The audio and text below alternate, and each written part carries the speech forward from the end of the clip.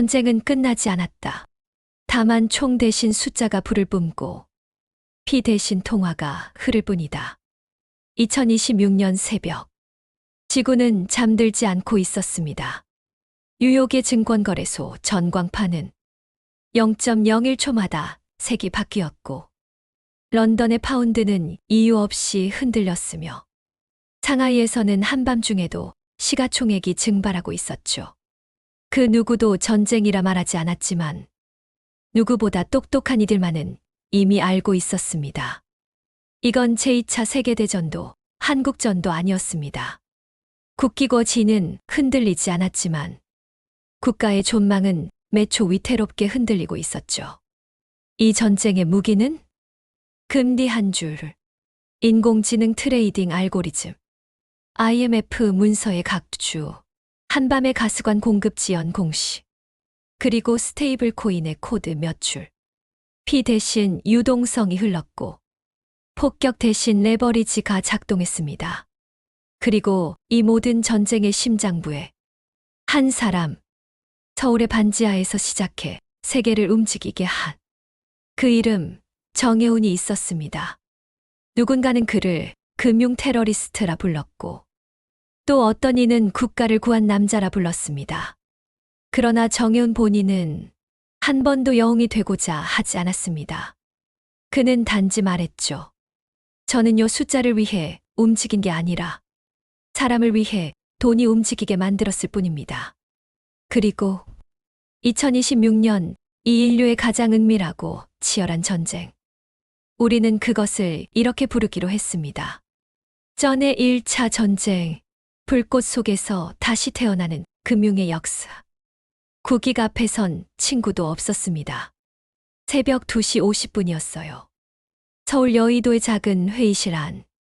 모니터 화면 위엔 미국 연준의 FOMC 사전 요약본이 떠 있었고 저희는 그걸 말없이 보고 있었죠. 금리는 동결합니다. 하지만 유동성 기조는 제한적으로 바뀝니다. 딱 그 한 문장. 근데 그 문장이요. 그날 하루 전 세계에서 1,500조 원이 움직이게 만든 신호였었어요.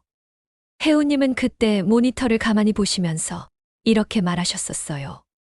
미국은 기회란 단어로 우리한텐 명령을 내리는 법이에요. 그리고 거기에 따르지 않으면 시장이 벌을 줍니다. 정말 그랬습니다. 30분 뒤 일본 엔화가 강세로 움직였고 중국은 위안화를 더블 패깅으로 고정시키더니 CDS가 15비 뛰었고요. 한국 원화는 그냥 끌려다녔어요. 이유도 없이 말도 없이요. 그런데요. 바로 그날 오전 9시 혜우님은 KRX 파생본부에서 아주 이상한 전략을 실행하기 시작하셨어요. 콜 스프레드로 외국인의 방향성을 거슬러서 풋백 스프레드로 기관의 허점을 때린다. 그 말 들었을 땐 솔직히 저도 어리둥절했었어요. 그런데 9시 15분에 KOSPI 200 선물이 튀고 콜옵션이 역방향 IV로 꺾이기 시작했을 때 저는 알아버렸습니다. 그분은 숫자보다 국가의 습관을 읽고 있었던 거예요.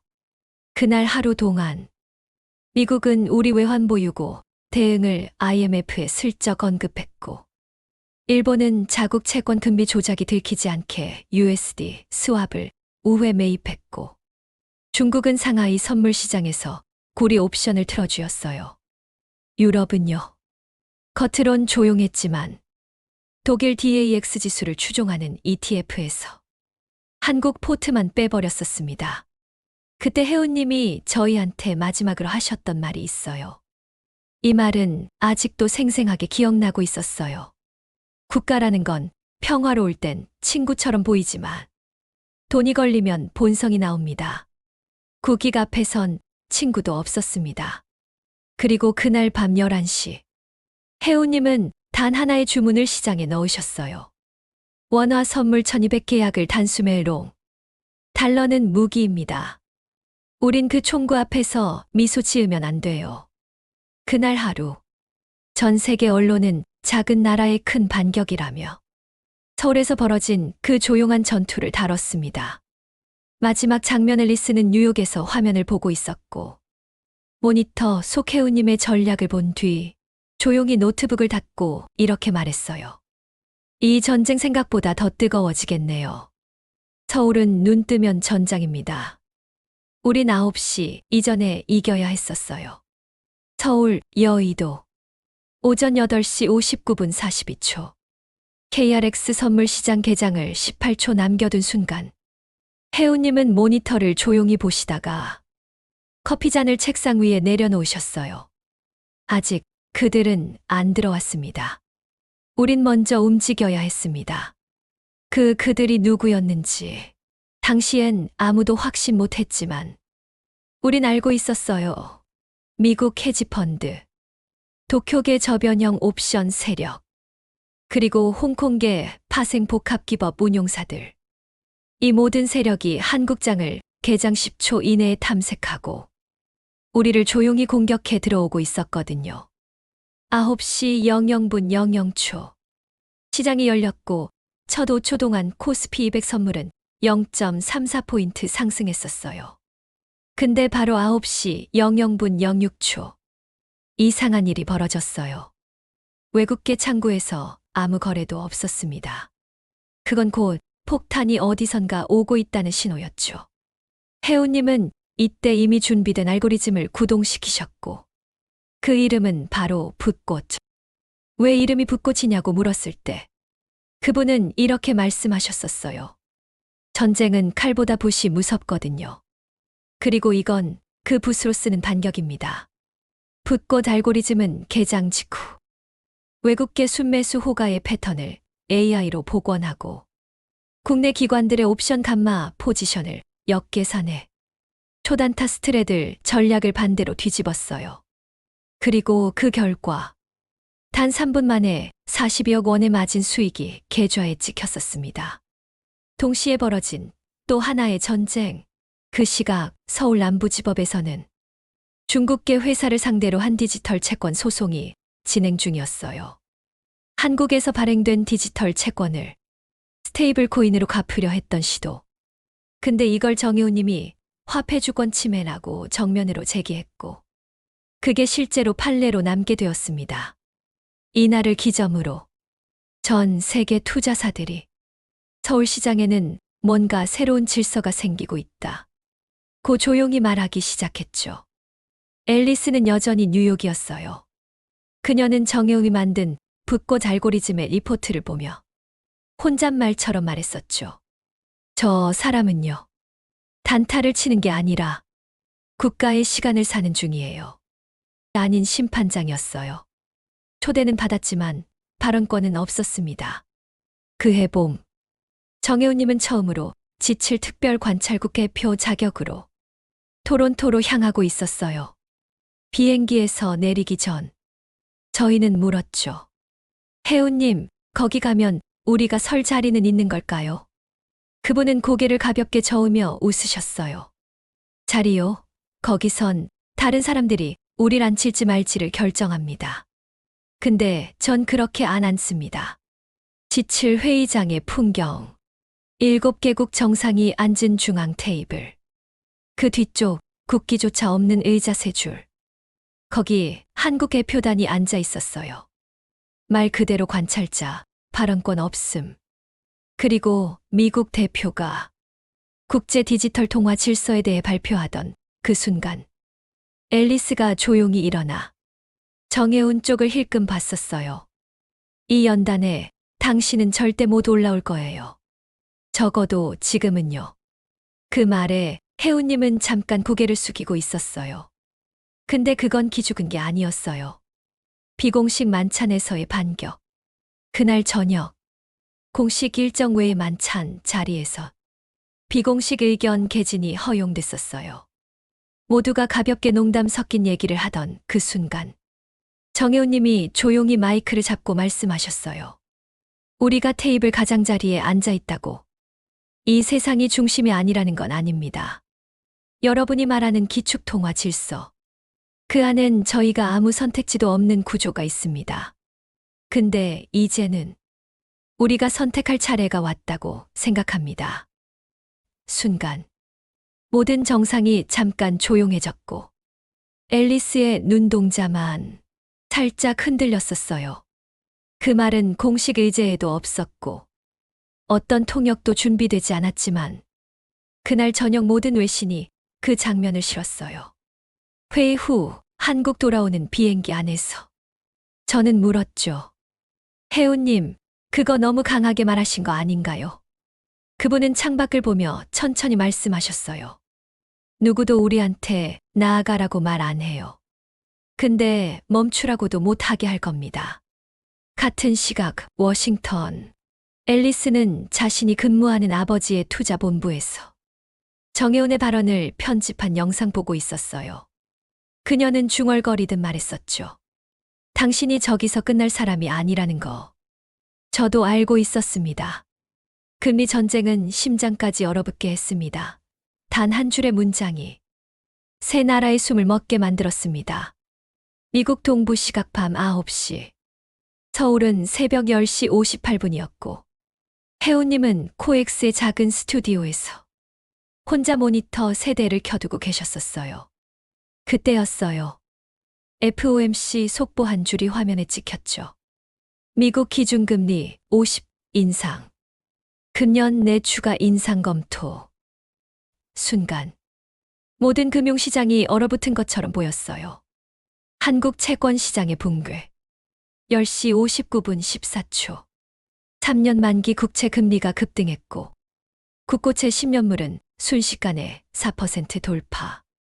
그 여파로 은행권에서는 단기 유동성을 잠그기 시작했고 중소형 증권사는 신용 스프레드 때문에 파산 위험에 몰렸죠. 혜우님의 전략 심장을 싸맨 방패. 그 시각 혜우님은 이미 알고리즘을 하나 구동하고 계셨습니다. 그 이름은 심장막, 페리칼디움 심장을 보호하는 막. 환율 해지로 원화 하락에 대비하고 국고채 롱숏 전략으로 금리 역전 차익을 노리고 물가 연동국채에 단기 자금을 투입해서 물가 쇼크까지 대응한 구조였어요. 단 3분 만에 이 알고리즘은 62억 원의 손실을 막았고 한 증권사 임원은 이렇게 말했었죠. 우린 해운 덕에 파산을 피했습니다.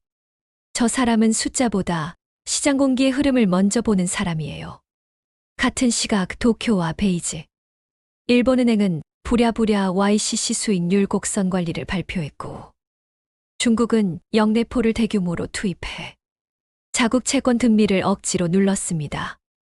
하지만 한국만은 유일하게 금리 급등에도 CDS 프리미엄이 떨어졌어요. 그건 시장이 한국은 이미 대비했구나 라고 인식했다는 뜻이었죠. 밤 11시 혜운의 독배. 그날 밤 혜운님은 스튜디오 옥상에서 텅 빈 서울을 내려다보며 조용히 말씀하셨어요. 이 전쟁은요. 방아쇠를 누르는 게 아니라 공포를 먼저 넘는 자가 이기는 싸움이었어요. 앨리스의 반응.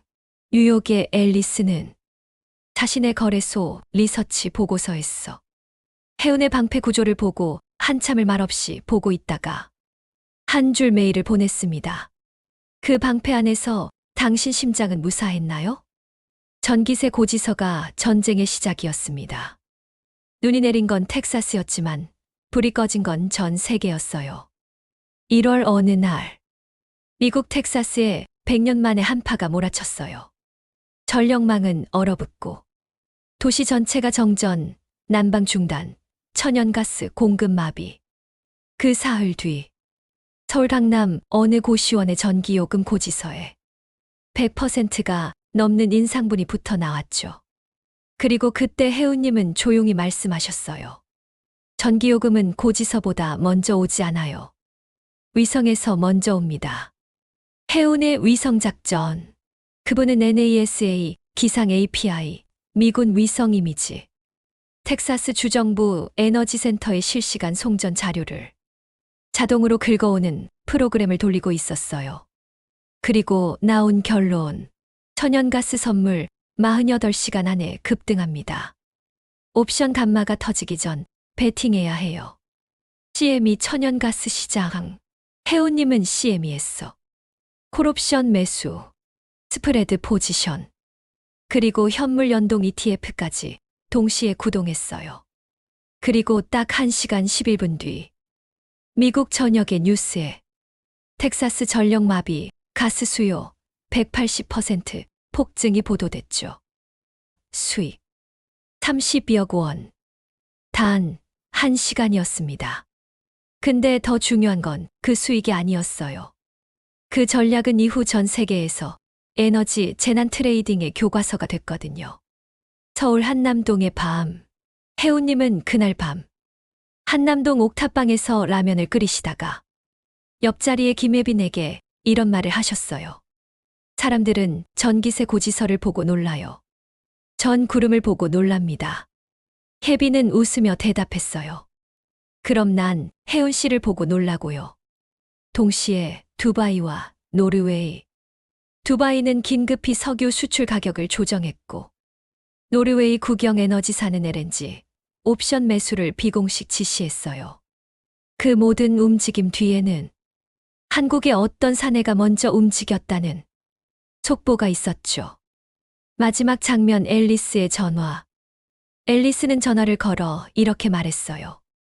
오늘 당신 덕분에 우리 아빠가 가스에 손대려다 멈췄습니다. 그 사람 처음으로 손실을 두려워했어요. 뉴스보다 먼저 움직이는 사람들. 비가 온 건 마닐라였는데 상한가는 서울에서 먼저 나왔어요. 새벽 5시 40분. 혜우님은 한국 증시 개장 50분 전 마닐라 공항 주변을 보여주는 도로 CCTV 실시간 영상을 보고 계셨습니다. 화면은 온통 물바다였어요. 컨테이너 트럭은 고립돼 있었고 작은 항만의 출하 창고도 완전히 침수돼 있었죠. 그분은 조용히 메모장에 한 줄을 적으셨어요. 필리핀발 니켈 공급 적어도 72시간 정지. 니켈의 세계. 니켈은 전기차 배터리, 반도체, 스테인리스 생산에 꼭 필요한 금속이에요. 그중 22%는 필리핀에서 수출되는데 그날 그 물류창이 막혔던 거죠. 혜우님은 말했어요. 이건 공급망이 아니라 심장동맥이에요. 알고리즘 나비 효과. 그는 나비 효과라는 이름의 알고리즘을 구동했어요. 마닐라 항구, 부산항 입항 지연, 포스코, 니켈 재고 감소, 국내 니켈 선물 급등. 이걸 분 단위로 추적하는 구조였죠. 그리고 개장 직후 니켈 선물은 상한가를 찍었습니다. 언론은 3시간 늦었습니다. 오전 9시 48분 첫 언론 보도, 필리핀 폭우로 니켈 공급 차질 우려. 하지만 이미 그 시각, 혜우님의 계좌에는 14억 원의 수익이 실현되고 있었어요. 혜운의 말. 뉴스는 사건을 말하지만 전 사건이 될 그 직전의 기척을 봅니다. 그리고 그건 지도에도 차트에도 안 보여요. 그건 물에 잠긴 트럭의 속도, 사람들의 움직임에 있었습니다. 앨리스와의 메시지. 앨리스는 그날 혜운에게 사진 한 장을 보냈어요.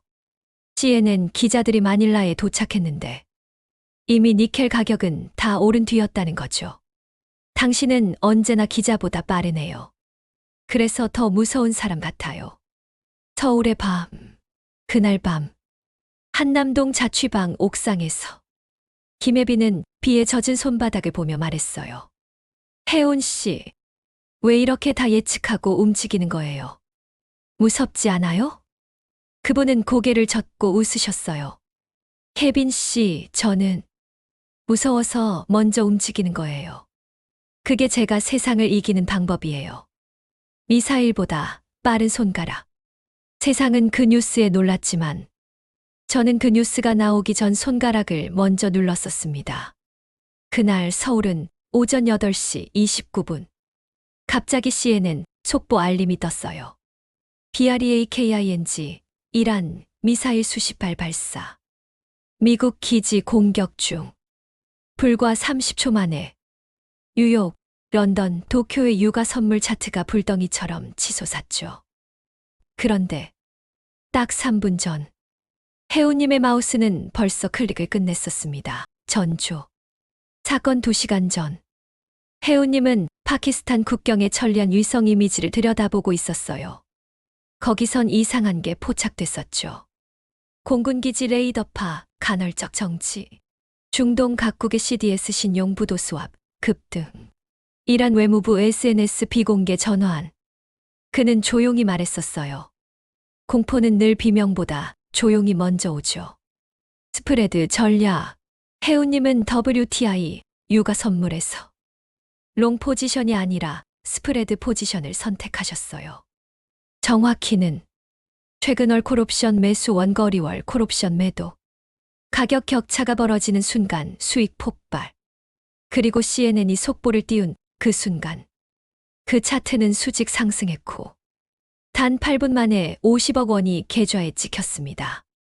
도쿄 증시 개장 직후 니케이 급락, 항생지수도 동반하락, 한국 KRX는 안정적으로 분류.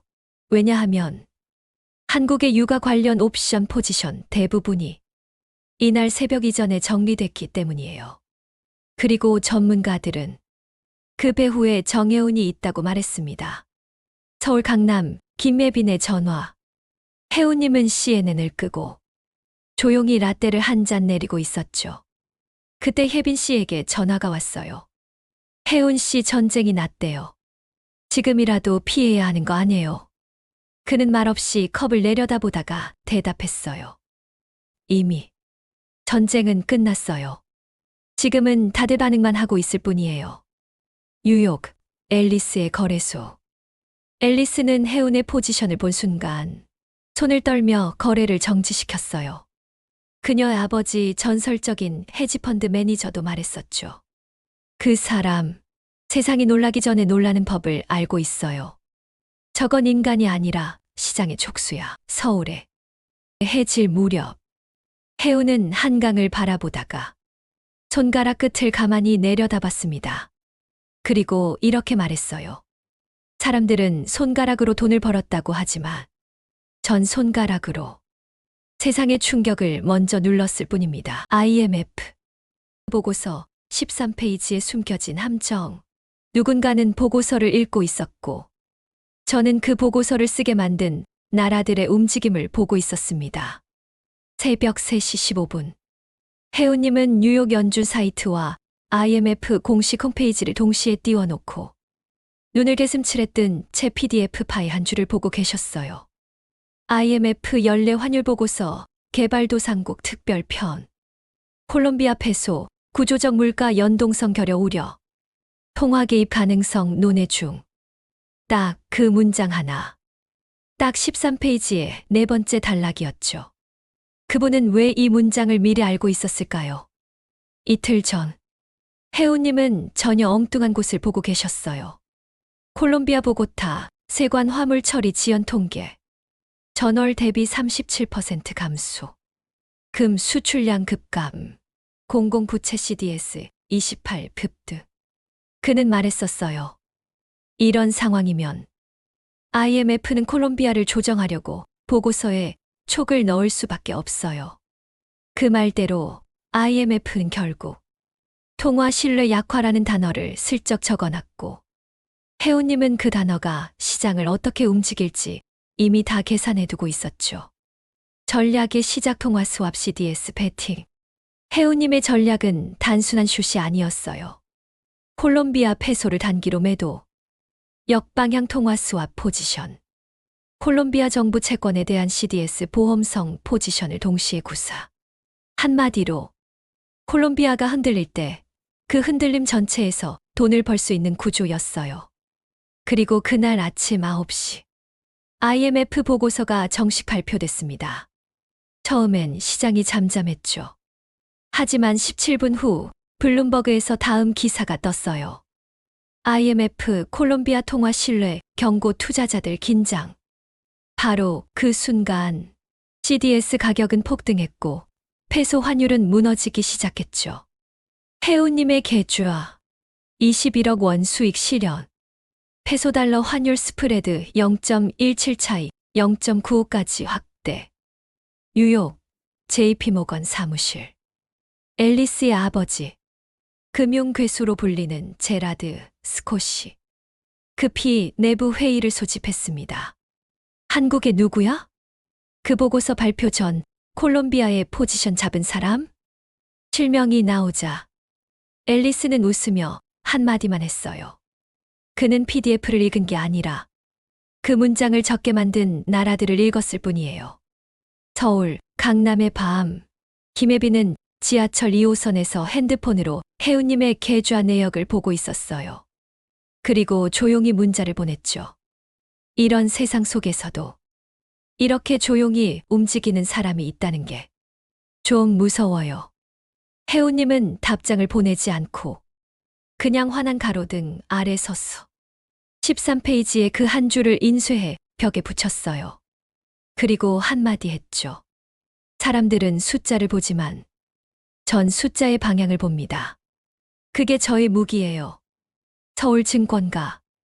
뒤늦게 콜롬비아 환율 급등에 뛰어든 기관 투자자들이 허둥대며 보고서를 다시 읽는 장면.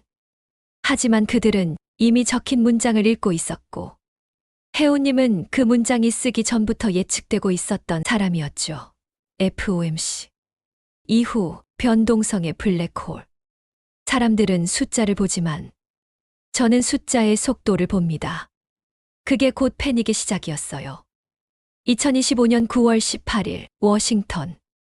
FOMC가 기준금리를 동결하면서도 긴축 기조를 고수했습니다. 기자들은 일제히 외쳤어요. 매파다. 달러 강세 간다. 채권 시장 깨진다. 전 세계 시장은 그날 밤부터 흔들렸습니다. 하지만 단 한 사람만은 그 흔들리는 리듬의 주파수를 먼저 읽고 있었죠. 바로 정혜운이었습니다.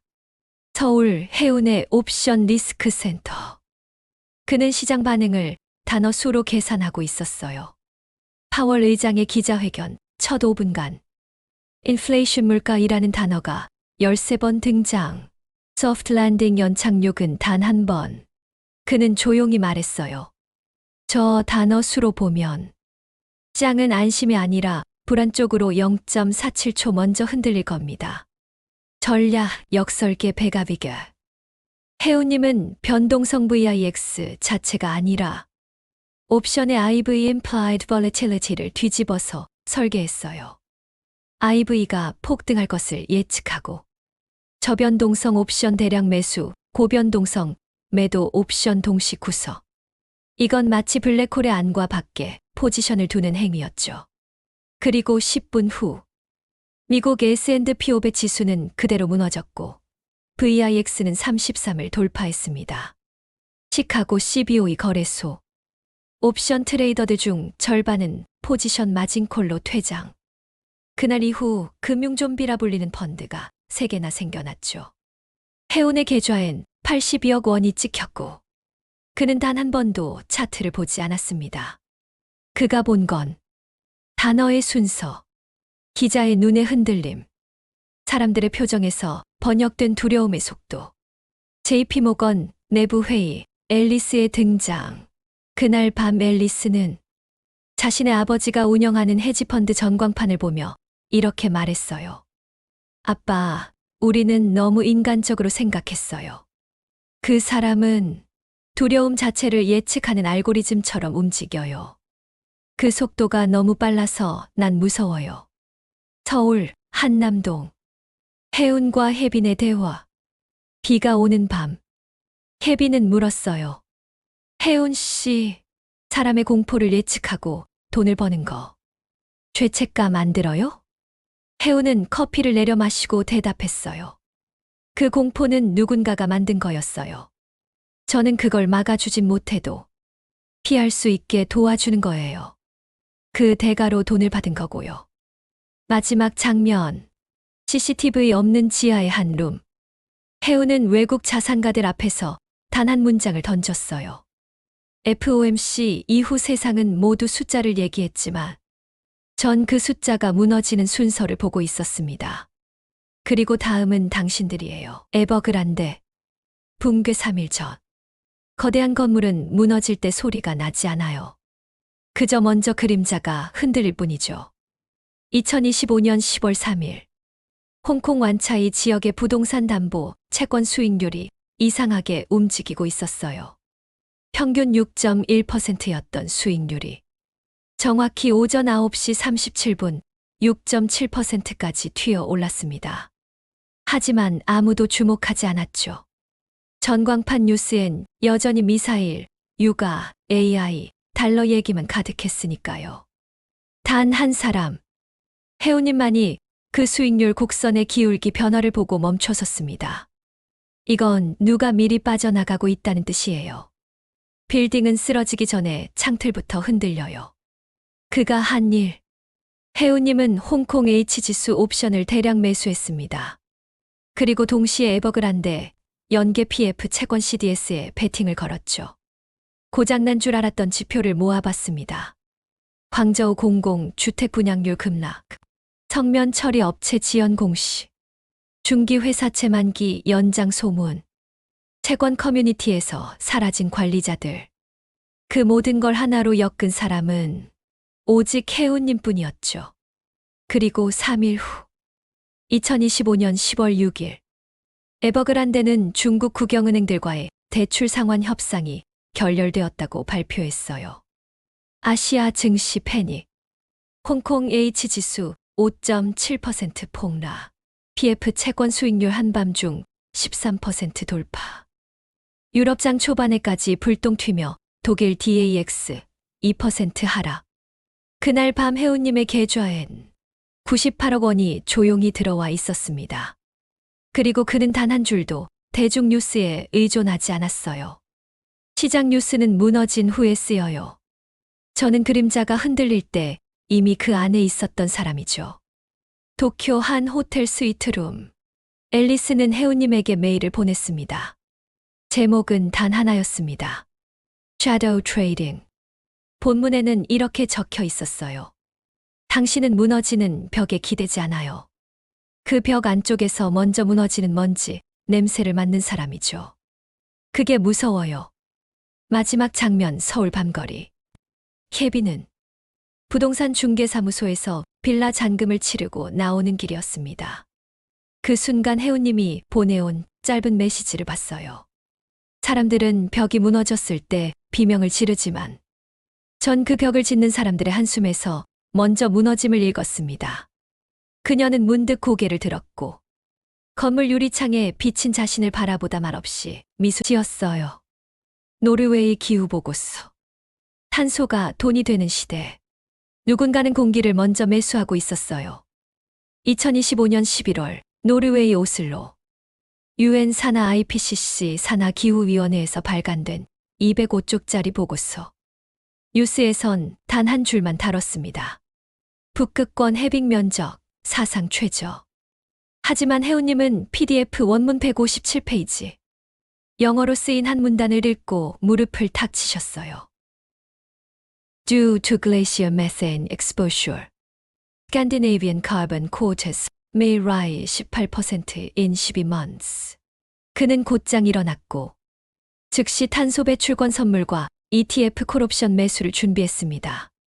전략 탄소 배출권 기후기술 ETF 병렬 베팅, EU 배출권 선물 EUA futures, 3개월물 콜옵션 대량 매수, 미국 기후기술 ETF CLMA, KRBN, 기술 기반 탄소 제거 기업 ETF의 레버리지 진입. 그의 말. 기후는 느려 보여도 데이터는 인간보다 먼저 미래를 보여줍니다. 동시에 이뤄진 이중 수익 설계. 탄소권이 오르면 옵션 수익. 탄소 기술 관련 ETF가 오르면 장기 복합 수익. 북극 해빙 관련 지수에 감마 스파이크를 활용한 자동 매매도 설정. 앨리스는 말했습니다. 이건 파생이 아니에요. 미래를 가격으로 바꾸는 신의 놀이예요. 3개월 후 2026년 2월 EUA 선물 1톤당 74유로, 108유로로 상승. KRBN ETF 36% 상승. 전문가들은 예상보다 기후 정책이 빨랐다고 말했지만 해운님의 수익은 이미 312억 원을 돌파하고 있었습니다. 그는 말했어요. 이건 예측이 아니었어요. 기후는 거짓말을 안 하거든요. 다만 사람들이 그걸 안 믿을 뿐이죠. 혜빈과의 대화 충돌의 씨앗. 혜빈. 공기를 사고 파는 건 너무 잔인해요. 지구까지 돈으로 만들어야 하나요? 혜운. 그래서 저라도 먼저 움직인 거예요. 이윤을 가진 자만이 변화시킬 힘도 갖게 되거든요. 그 대화는 둘 사이에 처음으로 작은 금을 만들었습니다. 베르겐 피오르 앞에서 앨리스는 정혜운에게 묻습니다. 당신은 언젠가 태풍도 사고 팔 수 있다고 생각해요? 그는 고개를 천천히 돌리고 대답했어요. 이미 사고 팔고 있잖아요. 다만 아직 사람들만 모를 뿐이에요. 정혜운 세계를 다시 흔들다. 저는 금융으로 사람을 지켰을 뿐입니다. 2026년 봄, 싱가포르의 금융 리더십 서밋 초청장. 미국도 중국도 아닌 제3의 전략이 필요하다. 라는 주제로 세계 각국 정상들이 모인 자리였습니다. 그 가운데 정혜운의 이름이 단독 기조연설자로 등장했습니다. 스위스 중앙은행, 두바이 금융청, IMF 관계자들까지 모두가 한 사람을 주목하고 있었죠. 스위스 취리히 비공개 회의실. IMF 총재는 조용히 말했습니다. 이제 각국이 원하는 건 통화보다 안정된 통제력입니다. 우리는 스테이블 코인을 누가 어떻게 쥐느냐를 두고 전쟁 중이에요. 정혜운은 조용히 미소 지었습니다. 그럼 사람이 안심할 수 있는 변동성을 만들어 보죠. 그의 제안은 이랬습니다. 한국 원화 기반 스테이블 코인 프로젝트. 국가가 보증하지만 발행은 민간 컨소시엄이 수행.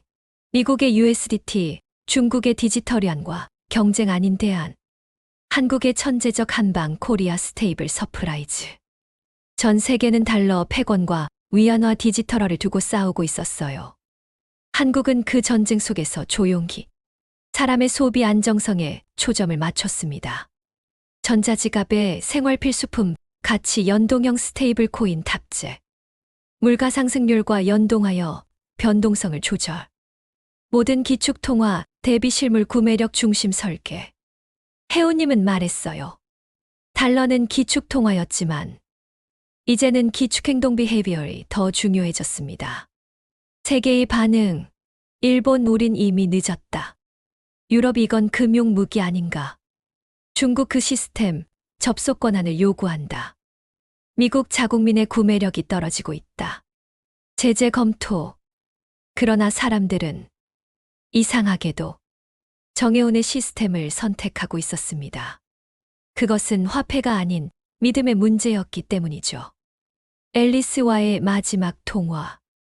앨리스, 당신은 진짜 신화가 되었네요. 하지만 전 아직도 그날 비에 젖은 셔츠 속 당신의 눈빛을 잊지 못해요. 혜운, 전 사람을 지키려고 여기까지 온 거예요. 금융이 아니라 사람을 위해서. 정혜운은 고향 뒷산의 작은 절에 앉아 있었습니다. 세계는 그를 부르고 있었지만 그는 고요한 바람과 함께 묵묵히 앉아 있었죠. 그가 남긴 저는 금융으로 사람을 지켰을 뿐입니다. 이제 세계는 다시 움직입니다. 정혜운이 설계한 새로운 질서는 달러도 위안도 아닌 사람의 안정을 위한 파생이었습니다. 소리 없는 전쟁은 끝났다. 그의 이름은 남지 않았지만 질서는 그가 만든 것이다. 2026년 가을. 세계는 잠시 숨을 고르고 있었습니다. 주가는 올랐고 금리는 조정되었으며 각국 정부는 서로를 향해 동맹을 말하면서도 서로의 목덜미를 잊지 않고 주시하고 있었죠. 사람들은 물었습니다. 도대체 누가 이겼던 거지? 그러나 뉴스엔 아무 이름도 없었습니다. 신문에는 단 한 줄의 분석도 없었고 누군가는 자연스러운 시장 회복이라 설명했죠. 하지만 우리는 알고 있습니다. 이 모든 흐름 뒤에 단 하나의 숨결이 있었다는 것을. 그는 더 이상 시장에 없었습니다. 지표도 지분도 포지션도 어느 순간부터 완전히 사라졌습니다. 다만 오직 한 가지. 전 세계의 알고리즘 트레이딩 모델 대부분이 HW21 룰을 따르고 있었습니다. 그 규칙은 단순했습니다. 불확실성 속에선 사람을 먼저 고려하라. 사람은 모르지만 세상은 이미 그의 방식을 따르고 있었던 겁니다. 고요한 절마당에 앉아 빗물 떨어지는 소리를 들으며 정여우는 한 아이에게 조용히 말을 건넵니다. 세상에서 제일 큰 돈은 뭔지 아니? 아이는 고개를 갸웃했어요. 전쟁에서 지지 않고 사랑을 놓치지 않는 것. 그게 진짜 부자야. 그날 저녁 서울 환율시장엔 다시 변동이 있었지만 아무도 긴장하지 않았습니다. 그건 이제 공포의 신호가 아닌 누군가가 지켜보고 있다는 증거처럼 느껴졌기 때문이었죠. 그는 남지 않았지만 그가 만든 질서는 계속 흐르고 있었다. 그리고 사람들은 그걸 안정이라 불렀다.